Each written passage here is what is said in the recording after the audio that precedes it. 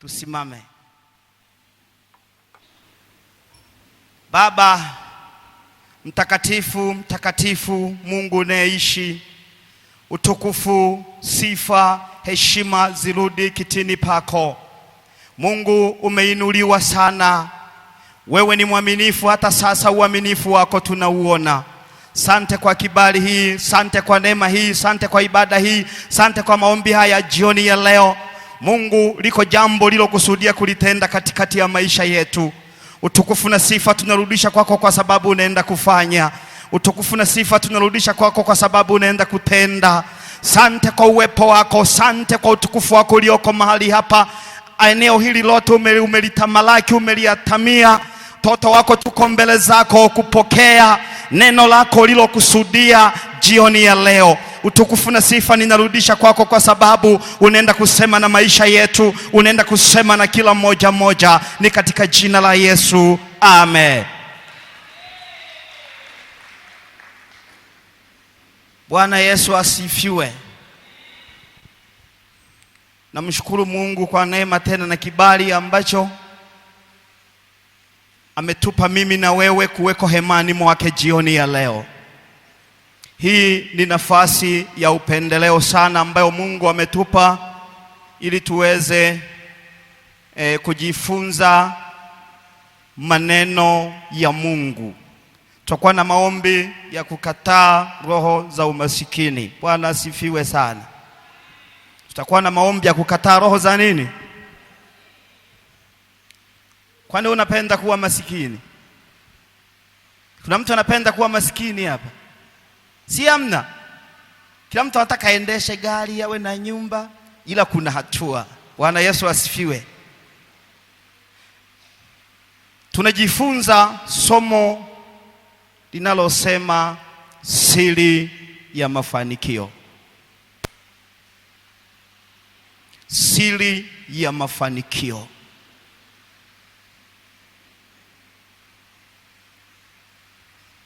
Mungu amenipa ujumbe unaosema siri ya mafanikio.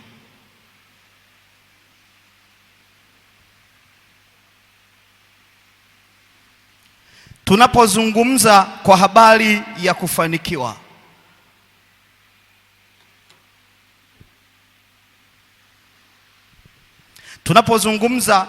ya kufanikiwa, tunaongelea kwa habari ya kupiga hatua. Kufanikiwa ni kupiga hatua kutoka pale ulipo kwenda kiwango kingine, aidha kiroho au kimwili. Maana mafanikio tunayoyazungumza ni mafanikio ya aina mbili: mafanikio ya kiroho na mafanikio ya kimwili. Kwa kufanikiwa ni kupiga hatua, na tuko mwezi wa kupiga hatua. Amina. Kwa tunapozungumzia mafanikio, tunaangalia kwa habari ya mafanikio ya kiroho na mafanikio ya kimwili. Lakini hivi vitu vyote vinaenda pamoja. Ila kinachotangulia ni mafanikio ya kiroho. Mtu akifanikiwa kiroho, amefanikiwa kimwili.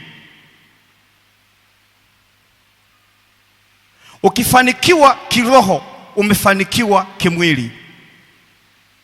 Yule aliyekufanikisha kiroho ndiyo yule anayekufanikisha kimwili. Yule aliyekuinua kiroho ndiyo yule anayekuinua kimwili.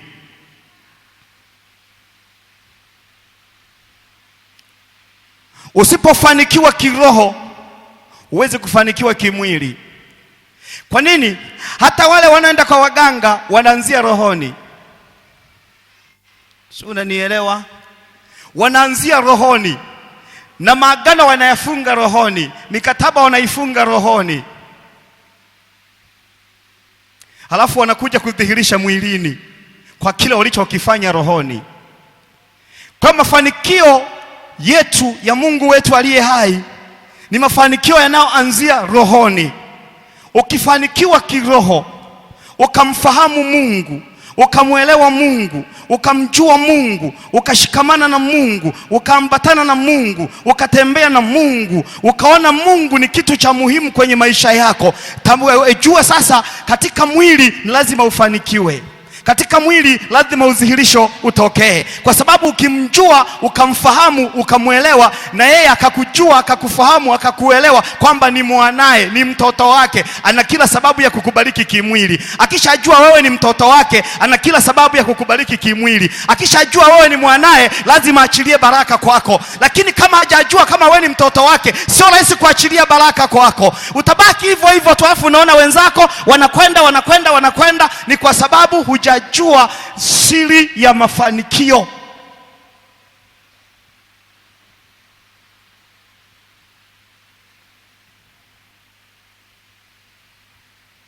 Hakuna mafanikio yanayotokea mwilini hayajaanzia rohoni. Hakuna ugonjwa unaotokea mwilini haujaanzia rohoni. Hakuna umasikini unaotamkwa huyu ni masikini, lazima umasikini umeanzia rohoni. Hakuna utajiri unaotokea wanakuona unaendesha gari, wanakuona una viduka, unafanya biashara, vilianzia rohoni, vyote vikatengeneza, vikakamilika, halafu vinaachiliwa kwenye mwili, unaanza kuona matokeo. Kwa hiyo hata changamoto, shida, mateso na shida za kila namna zinaanzia rohoni kwanza, zinatengenezwa, halafu zinatokea mwilini.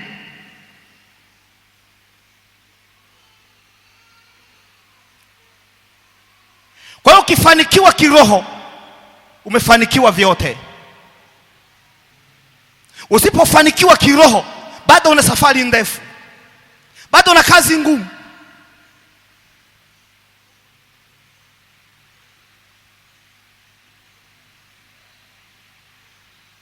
Na shetani anachokifanya, anafunga ufahamu, anakuchelewesha. Unabaki tu kujiamini tu, lakini huna connection na Mungu, huna uhusiano mzuri na Mungu, unabaki kuwa na jina tu.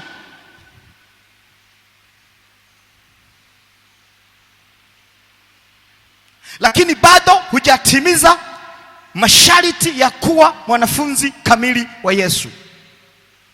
Wanaenda shule wote ni wanafunzi, na wote wanavaa uniform, na ukiona wote ni wanafunzi, lakini wanatofautiana wanafunzi wao. Kuna mwanafunzi ana kibali, mwanafunzi mwenye akili, kuna mwanafunzi muelewa, kuna mwanafunzi anapokea, anadaka haraka, anashika, anafanyia kazi anachoelekezwa. Kuna mwanafunzi mwingine, piga ua galagaza, fundisha unavyoweza, habadiliki mpaka anamaliza la 7 hata kusoma hajui. Kweli si kweli?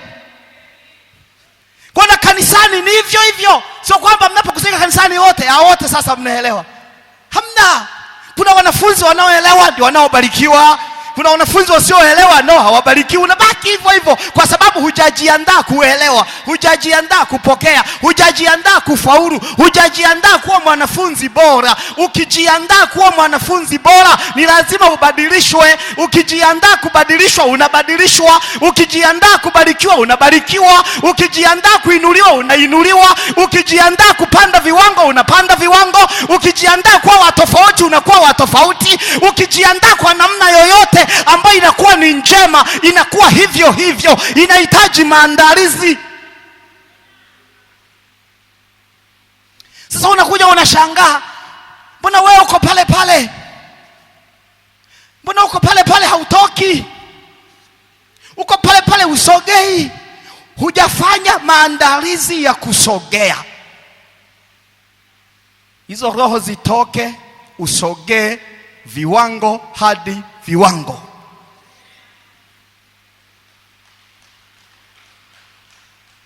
Kwa sababu unaweza ukawa umecheleweshwa halafu hujui kama umecheleweshwa. Halafu unakuwa unajiona umewahi, kumbe umechelewa. Kwa sababu hata wanafunzi aliyechelewa huwa anajua amewahi, kuna wengine wamechelewa zaidi. Kwa hiyo unaenda kukutana wote mlangoni wamechelewa wote. Hasa usiwe miongoni mwa watu wanaochelewa, uwe miongoni mwa watu wanaowahi kukutana na mshahara wa Bwana Yesu Kristo.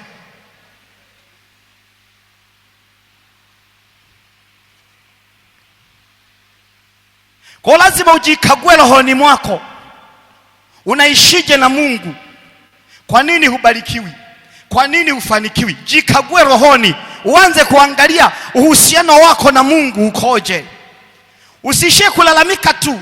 Angalia, unapofikia tu kulalamika, unalalamika ikusaidie nini? Jikague kwanza kabla hujatoa malalamiko. Jikague, ujiangalie, hivi maisha ninayoyaishi haya ni kweli yanampendeza Mungu? Hivi njia zangu hizi ambazo ninazipita ni kweli zina kibali kwa Mungu?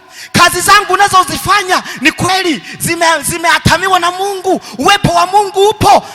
Kasa kama upo, kwa nini sifanikiwi? Kwa nini siendelei? Lazima ujikague mwenyewe binafsi, ujiangalie ndani ya moyo wako. Mungu yupo? Mungu amekaa? Mungu ametawala? Kama hajakaa na kutawala, badilisha mtazamo. Badilisha mtazamo, uingie kwenye mfumo mwingine mpya wa kutengeneza mahusiano mazuri na Mungu. Unapotengeneza mahusiano mazuri na Mungu, unajitengenezea baraka mwenyewe, unajipalilia njia nzuri mwenyewe. Kwa hiyo utaanza kuyaona mafanikio baada ya kuwa umekubali kutengeneza mahusiano mazuri na Mungu kwenye maisha yako.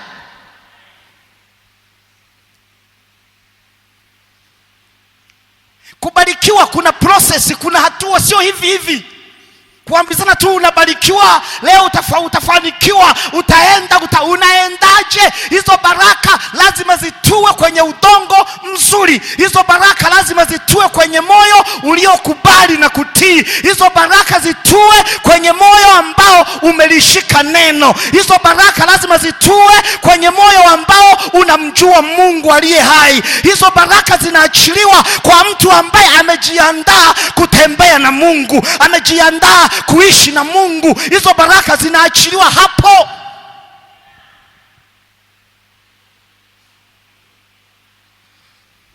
Sio hivi hivi.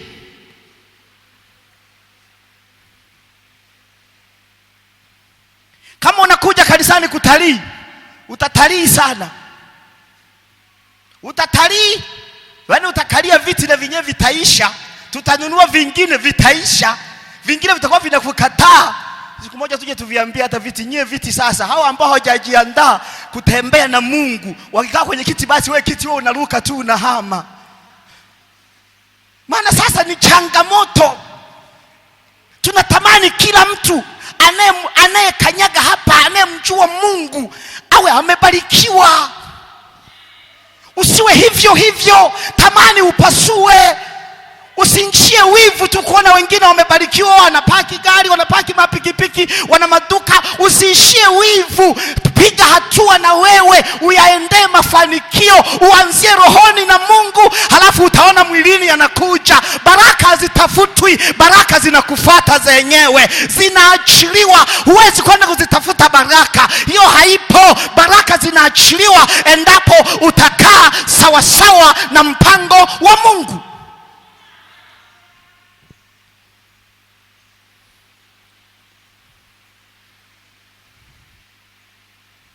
Yaani kama hujatengeneza maisha yako vizuri na Mungu, utafanya kazi nyingi ngumu za mateso ila hutoboi.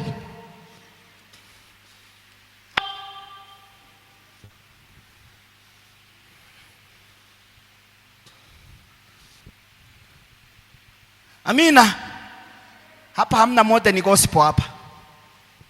Hamna modern gospel hapa. Hatuwezi kufika bila kwenda pamoja na Mungu.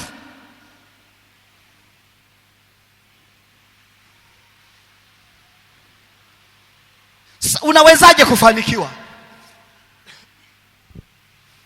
Unawezaje kufanikiwa? Ili ufanikiwe, kuna hatua lazima uzipitie.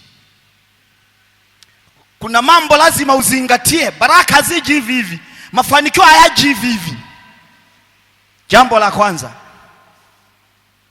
ili uweze kufanikiwa, jambo la kwanza, uweke nia. Uweke nia ya kufanikiwa ndani yako.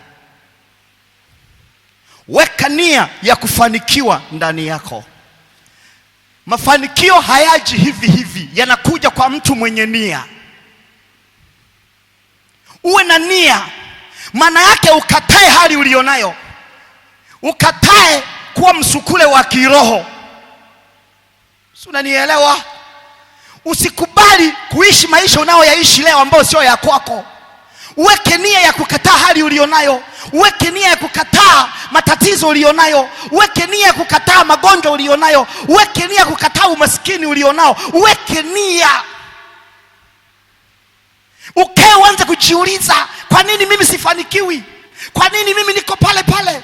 Kwa nini mimi sisogei? Kwa nini mimi siendi mbele? Na baki niko pale pale, na wakati mwingine narudi nyuma, siendi mbele, wakati tunatakiwa kwenda mbele, sio kurudi nyuma. Ila wewe unarudi nyuma, wakati mwingine unasimama, ukichoka unakaa, ukichoka kukaa unalala. Hivyo hivyo, jiulize kuna shida gani? Hujaweka nia, hujaamua ndani ya moyo wako kusogea. Uamua leo usogee, amua leo uende, amua leo utembee. Usisimame wala usirudi nyuma. Weka nia ya kutembea, weka nia ya kusogea, weka nia ya kwenda viwango, weka nia ya kwenda mbele zaidi, viwango hadi viwango. Uone Mungu anavyoachilia baraka. Ukiamua kusogea, Mungu naye anasogea na wewe. Ukiamua kwenda, Mungu anaenda na wewe. Ukiamua kutembea, Mungu anatembea na wewe. Ukiamua kwenda viwango, na yeye anaenda viwango zaidi, anakupandisha. Ni wewe uamue kutoka moyoni kwamba mimi sasa nimeamua, nimedhamiria kusogea, na Mungu anasogea na wewe.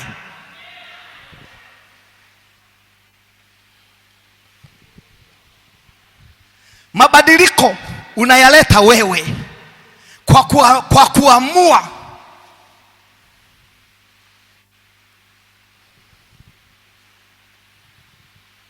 Mambo hayaendi afu umekaa tu, hutaki kusogea. Hujiulizi, huna nia.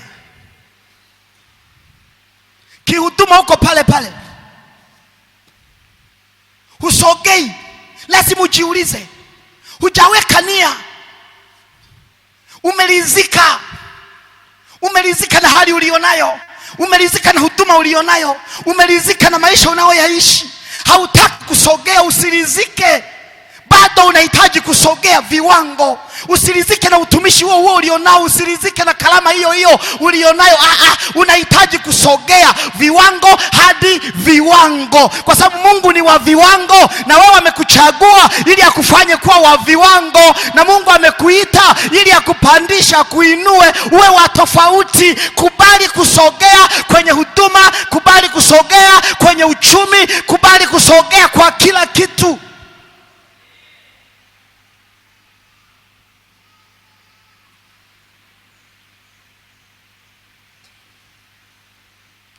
Ukiwa unafanya kitu kwa mazoea, umeisha.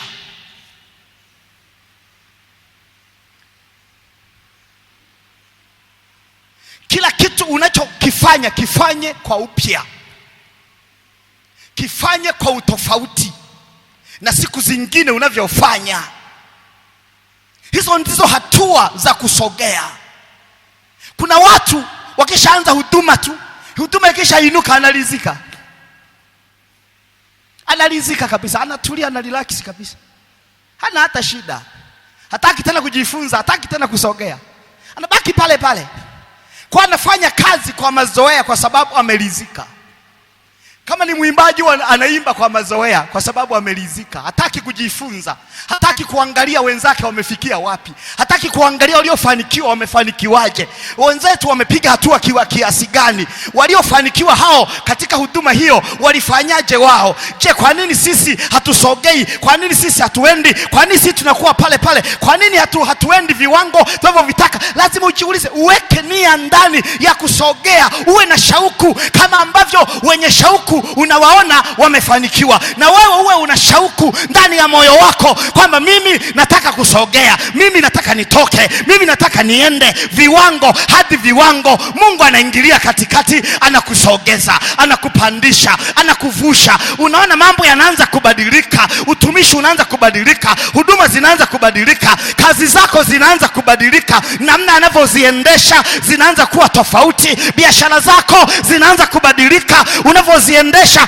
zinakuwa tofauti. Usirizike na kuuza nyanya siku zote ukarizika sasa mimi ni wa nyanya. Hapana, weka nia ya kutoka kwenye nyanya uingie kwenye biashara nyingine kubwa. Weka nia ya kutoka kwenye matembele uingie kwenye biashara nyingine kubwa. Weka nia, usirizike na ile hali ulionayo, maana hiyo hali bado unahitaji kusogea, unahitaji usafiri uende viwango vingine, na ndivyo Mungu anavyotukuzwa.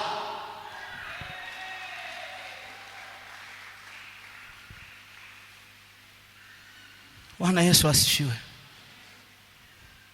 Usikae hapo hapo, sogea.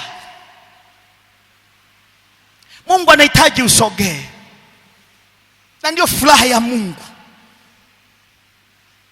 Mtoto, furaha ya mzazi kwa mtoto ni kuona mtoto anapiga hatua.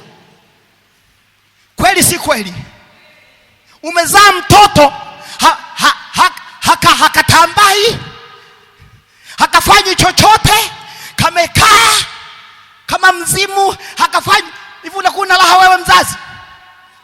Unaona mtoto kanaanza kutambaa, kanajivuta, kanaenda pale, unaona kama vile kanataka kuanguka, unakasogelea, unakashika kwa pressure zile. Ile ni raha tu. Moyoni unasema hii kweli na mtoto. Unashangaa kanaenda, mwishoni kanaanza kutaka kusimama, kanaanguka. Unaanza na kuwatukana wengine watoto, mnamuwahi mwenzenu. Ila moyoni una raha, kameanza kusimama. Unaona mwishoni kanaanza kuzipiga hatua, kanaenda tate dandade, huko mdogo tu kanaenda huku, na wewe unakajaribishia kwa nyuma, kanaenda. Si ni raha? Kama mzazi una furaha kwa mtoto wako anapopiga hatua ya ukuaji, akawa na afya, akawa yuko vizuri, na akili timamu ikawa nzuri, akawa darasani akawa vizuri, akiwa nyumbani yuko vizuri, baadaye anapata kazi nzuri, maisha yanaendelea vizuri, hivi hiyo furaha itakuwaje siku mtoto wako anakuja na kagari nyumbani? Hiyo raha itakuwaje? Meno yote nje hata ambayo hayapo unaweza ukayaomba yawepo siku hiyo, kwa sababu ya raha. Mtoto amefanikiwa, na ndivyo Mungu wetu wa mbinguni alivyo. Anafurahi anapoona unapiga hatua, anafurahi anapoona unasogea, anafurahi anapoona unafanikiwa kiroho na kimwili. Yeye ananenepa. Mungu anaachilia vitu vikubwa kwenye maisha yako, maana anakuwa na raha. Sasa wewe mtoto wa Mungu unakonda tu, unenepi, umekuwa kama dagaa, uko pale pale kama misumari. Mungu anapata raha. Mungu anataka afurahie mafanikio yako. Mungu atamani afurahie kazi ya huduma unayoifanya, afurahie, umrudishie utukufu. Maana unaposogea kwa Mungu unarudisha utukufu, unaposogea kwa Mungu unarudisha shukrani, unaposogea kwa Mungu unarudisha heshima. Baba wa mbinguni anafurahia, anaachilia baraka. Akitikisa mguu kidogo, huo vitu vinashuka, unaongeza duka. Akitikisa mguu kidogo, unaongeza biashara nyingine. Akitikisa mguu mwingine, unaona unafungua kiwanda kingine. Akitikisa mguu na mwingine, akiinuka sasa akakuchungulia, basi wewe ni milionea. Hapa CGRA mamilionea tupo.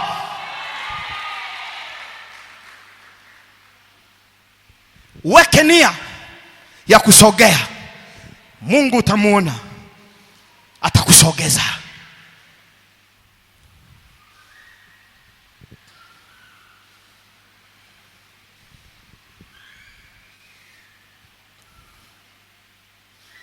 Bwana Yesu asifiwe. Tamani na wewe uwe miongoni mwa watu wanaosogea. Sio vizuri wenzako wanasogea, wewe unabaki pale pale. Wenzako wanaenda, wewe unarudi. Unatembea barabarani, watu wanajiuliza, huyu anasali wapi? Kwa Mwemezi. Maisha unayoyaishi ni afadhali ya jana. Yaani ni vituko by vituko, havifanani na mtu wa Mungu kabisa. Na watu wanajua kabisa hapa kuna kisima cha nini? Cha baraka. kwamba mtu akiingia hapa lazima utoboe. Huko wanaamini hivyo, maana wanasema, si tunawasikia, ukiwa hapa lazima utoboe. Lakini kuna wengine wanatoboka, ndio tunashindwa kuelewa. Usitoboke, utoboe. Umjue Mungu, umwelewe Mungu, umfahamu Mungu, utembee na Mungu. Hakika Bwana atakufanikisha njia zako zote. Usitoboke.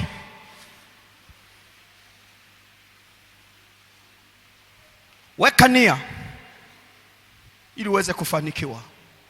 Usipoweka nia hufanikiwi.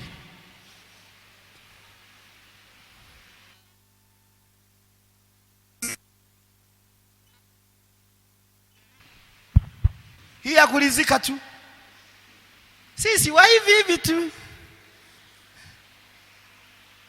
utakaa hivyo hivyo kweli? Utachoka, utachakaa. Si unaelewa? Halafu utaanza kuona Mungu hayupo. Wewe ndio haupo. Mungu yupo, ila wewe na akili yako hampo wote.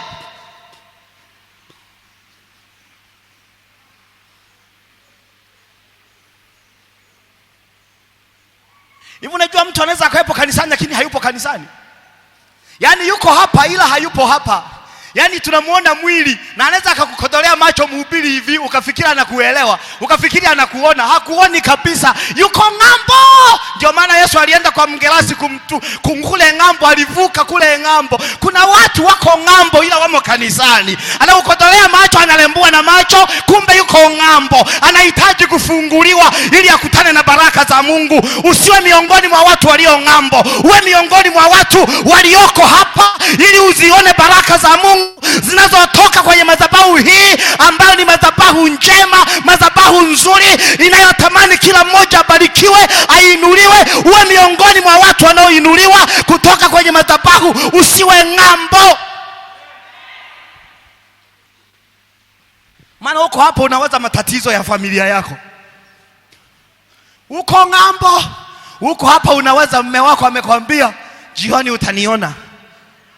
Uko ng'ambo.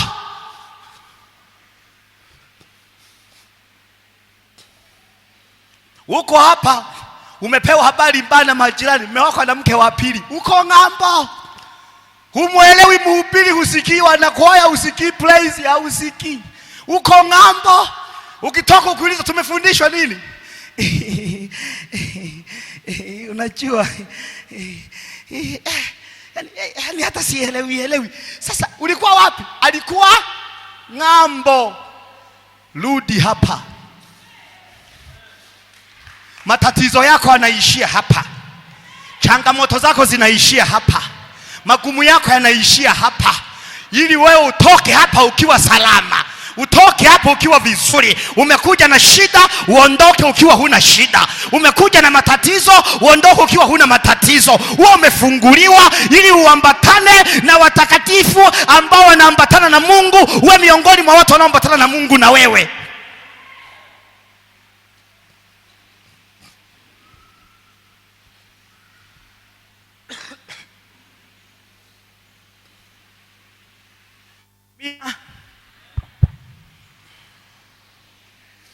Weka nia ya kufanikiwa. Usipoweka nia uweze kufanikiwa, utabaki na maisha yale yale. Utabaki na hali ile ile. Utabaki na shida zile zile. Utalaumu watu bure. Utalaumu ndugu bure, hawanisaidii, hawanibebi, wana magari, hawanijali, walitafuta za kwako, acha ushamba.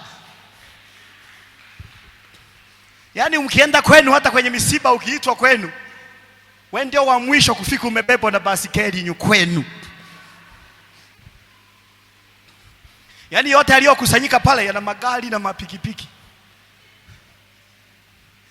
Nataka nikwambie, usipombeba huyu Yesu vizuri akubariki kimwili na kiroho, ukabaki hivi hivi tu na maneno yasiyokuwa na faida, unaweza ukatokea msiba nyumbani ukawa wa mwisho kupewa taarifa. Ukawa wa mwisho kupewa hata harusi tu, achana misiba. Hata harusi tu. Wanakuja kukukumbuka harusi na siku 3 imeisha. utusamehe, mambo alikuwa mengi. Wakati wewe ni wa karibu, lakini wa Dar es Salaam alihudhuria kwa sababu ana gari. Wa Mwanza alihudhuria kwa sababu wanajua michango hatuwezi kukosa 200,000 pale. Hatuwezi. Ila wewe hata 10,000 wakikwambia ni kilio, unaitafuta mwezi mzima. Toka huko. Au unatoka au toki?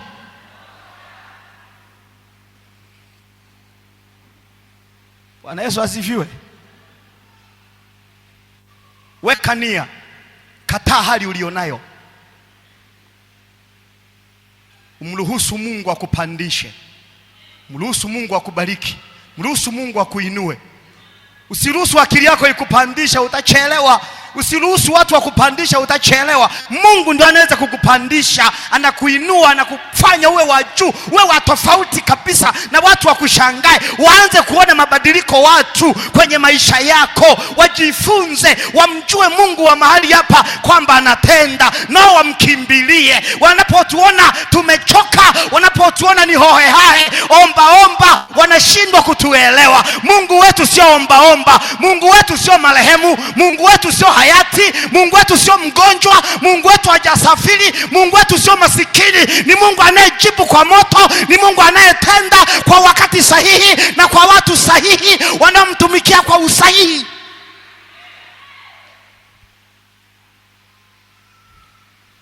Kwa nini asitende kwako? Weka nia, tumuona Mungu. Weka nia kwa kila jambo unalolifanya. Weka nia. Usiruhusu roho za kukata tamaa.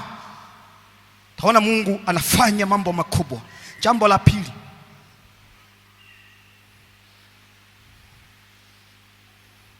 Kwanza hapo sijasoma andiko, nilitaka kusahau. Turudi kwenye andiko. Samueli ile wa kwanza sura ya 17. Naeleza tu. Samueli wa kwanza sura ya 17. Ule mstari wa 32 mpaka 37. Samueli wa kwanza sura ya 17 kuanzia 32 mpaka 37. Tunamuona mtu mmoja, Daudi, kijana mdogo. Jeshi la Israeli limeenda kupigana na Goliati, vita. Goliati mtu mmoja, wa Filisti wapo kule ng'ambo, jeshi liko ng'ambo. Daudi aliachwa nyumbani, kijana mdogo. Kina Abinadamu, kina Shama, wote wapo kule, kaka zake, kina Eliabu, wote walikuwa kule. Wameenda kupigana vita, lakini wameliogopa Goliati. Likitisha kidogo, wanarudi nyuma, wanatulia, wanapaki gari. Daudi kijana mdogo akafika, anawapelekea chakula ndugu zake. Akamfuata Sauli, akamwambia, kawauliza watu hapo, hivi inakuaje hapa? Sauli naye kwa uzuri akatangaza Daudi akasema, huyu ndio anayewatukana majeshi ya Mungu, huyu Mfilisti, huyu ndio huyu jeshi kubwa hili kalipaki pembeni, huyu linatisha, lijitu la miraba 4, pande la mtu. Si ndio manefili hayo, pande la mtu. Daudi ni mdogo tu, hafu kana sura nzuri. Kana sura nzuri kama ya kwako, kwani wewe una sura mbaya sasa? Raha jipe mwenyewe. Watu wana madeni, wana matatizo kila kona, na atakupa raha wewe. Ukipata muda jipe raha mwenyewe. Tuna matatizo chungu nzima. Daudi alimwambia Sauli, mimi naenda namfuata Mfilisti huyu asiyetahiriwa huyu. Hawezi kulitukana jeshi la Mungu, taifa la Mungu. Wanamwangalia, ndugu zake wanaweka upinzani mkubwa. Ndani ya Daudi kukawa kuna nia ya kumpiga nani? Akaweka nia ya kumpiga Goliati. Nia. Yani akawa na shauku, kwa sababu anaona kabisa taifa la Mungu linadhalilishwa, anaona kabisa Mungu hapa anatukanwa, akawa na shauku, akawa na nia kama ambayo tunatukanwa leo. Watu wanasema tukiokoka tunakuwa masikini, watu wanaona, watu wanalialia tu makanisani bila utaratibu, hawafanyi kazi, hawajibiki. Ndio maana tunaambiwa tukiokoka tunakuwa masikini, ila sisi tukiokoka ni matajiri hapa. Tukiokoka sisi ni wana wa ufalme, baraka ni haki yetu, maana sisi tumekombolewa, tumefunguliwa, tumeuona utukufu wa Mungu wazi wazi. Kila mtu ataomba mwenyewe. Mwambie Mungu akuinue. Mwambie Mungu uniinue, unipandishe. Mimi sio wa chini, mimi ni wa juu. Mimi sio masikini, mimi ni mbarikiwa. Kataa hali ulionayo, uikatae kwa nguvu zote. Uikatae kwa nguvu zote hali ulionayo. Kataa hali ulionayo, kataa udhaifu ulionao. Kataa huduma ndogo ndogo ulionayo. Kataa biashara ndogo ndogo ulizonazo. Kataa hali yoyote ile unayokutana nayo inayokatisha tamaa. Kataa, umwambie Mungu nipandishe. Mwambie Mungu niinue. Mwambie Mungu usikie maombi yangu. Unifanye kuwa wa tofauti. Unifanye kuwa wa viwango. Unifanye kuwa wa juu. Mimi sio wa chini, mimi sio wa viwango vidogo, mimi ni wa viwango vikubwa, mimi ni wa viwango vingine. Mungu anasikia. Mungu sio kiziwi. Mungu anasikia, atasikia, atafanya kwako, atatenda kwako. Anaenda kukuinua, anaenda kukupandisha, anaenda kutenda mambo makubwa kwenye kazi zako, anaenda kutenda mambo makubwa kwenye masomo yako, anaenda kutenda mambo makubwa kwenye familia yako. Mambo yote yaliyogoma leo yanaenda kueleweka. Mipango yote iliyokuwa haieleweki leo inaenda kueleweka.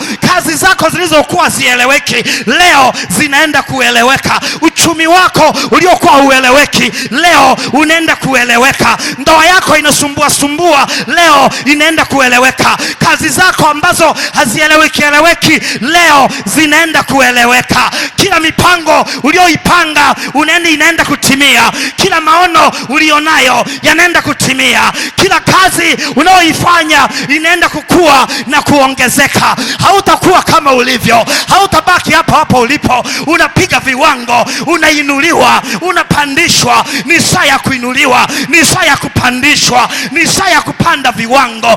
Tembea na Mungu, mshike Mungu, ishi na Mungu, utamwona Mungu akifanya. Usiende peke yako, nenda pamoja na Mungu, tembea pamoja na Mungu. Mungu anaonekana kwa ajili yako. Mungu anaenda kukupandisha. Kuna vitu vikubwa Mungu anaenda kuachilia. Kuna vitu vikubwa Mungu anaenda kutenda. Kuna mambo makubwa Mungu anaenda kudhihirisha kwenye maisha yako. Baba, katika jina la Yesu Kristo, ninakushukuru kwa sababu wewe ni Mungu. Asante kwa ajili ya utukufu wako ulioko mahali hapa. Asante kwa ajili ya nguvu yako iliyoko mahali hapa. Asante kwa ajili ya uweza wako ulioko mahali hapa. Kutana na mtu mmoja mmoja aliye na shauku na kiu ya kukuhitaji wewe. Kutana na mmoja mmoja aliye na nia, aliye na shauku, aliye na kiu ya kukuona wewe ukitembea kwenye kazi zake, ukitembea kwenye familia yake, ukitembea kwenye biashara yake, ukitembea kwenye masomo yake, ukitembea kwenye huduma ulioiweka ndani yake. Kila mtu aliye na shauku na kiu, Baba umtembelee. Baba umtembelee. Yoyote aliyejinyenyekeza mbele zako, Baba umtembelee. Yoyote aliyeshuka chini magotini pako kwa unyenyekevu akihitaji msaada unaotoka kwako, huu msaada ushuke kwa ajili yake. Huo msaada uonekane kwa ajili yake. Maana wewe ni msaada unaoonekana wakati wa mateso. Mungu kajitukuze kwenye kazi ya baba yule, kwenye kazi ya mama yule, kwa watu wako wote walioko mahali hapa. Kila mmoja mmoja aliye na shauku na kiu ya kufanya kazi yako, Mungu kaonekane. Kila mmoja mmoja ukamfundishe uaminifu, ukamfundishe kufanya kazi katika jina la Yesu Kristo. Roho za kukata tamaa na zikataa katika jina la Yesu. Roho za kushindwa na zikataa katika jina la Yesu. Roho za kukataliwa na zikataa katika jina la Yesu. Roho za kukosa kibali na zikataa katika jina la Yesu. Roho za kushindwa kabla hajashindwa ninazikataa katika jina la Yesu Kristo. Kila anayepanga mipango yake akaiti akayatimilize. Kila anayepanga ana maono yake makubwa akayatimilize katika jina la Yesu Kristo. Kila mmoja akapokee sawa sawa na kila anachokihitaji kwa moyo wa unyenyekevu. Mungu kaonekane,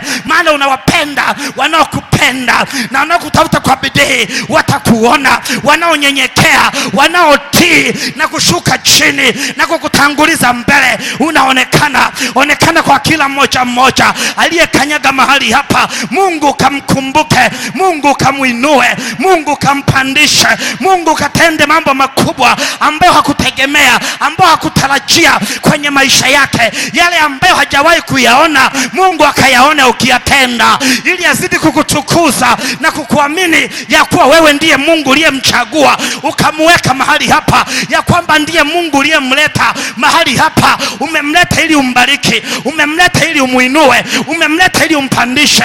Katupandishe Bwana, katuinue Bwana, mkono wako tukauone kwa namna ya pekee, ukifanya na ukitenda. Roho za kupoteza, roho za kukosa, roho za mikosi ziondoke, zitoke, zitoke, zitoke. Roho za kukataliwa zitoke, roho za kutokufanikiwa zitoke katika jina la Yesu. Ukapokee kibali kikubwa kila mahala unapopita.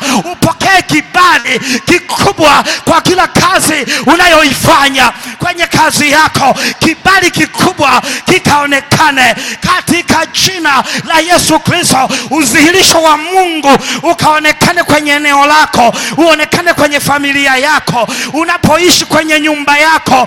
Nyumba yako ikafanyike kuwa baraka, mikosi isiwepo, matatizo yasiwepo katika jina la Yesu Kristo. Baba, ninakushukuru kwa sababu umefanya. Baba, ninakushukuru kwa sababu umetenda. Utukufu na sifa na heshima zote ninarudisha kitini pako palipo patakatifu. Mungu, unastahili sifa kwa sababu unatenda, unastahili kuinuliwa kwa sababu umefanya, unastahili kushukuriwa kwa matendo makubwa ulioyatenda kwenye maisha yetu siku ya leo. Heshima na utukufu ninarudisha kwako katika jina la Yesu. Ninaomba na kushukuru. Amen.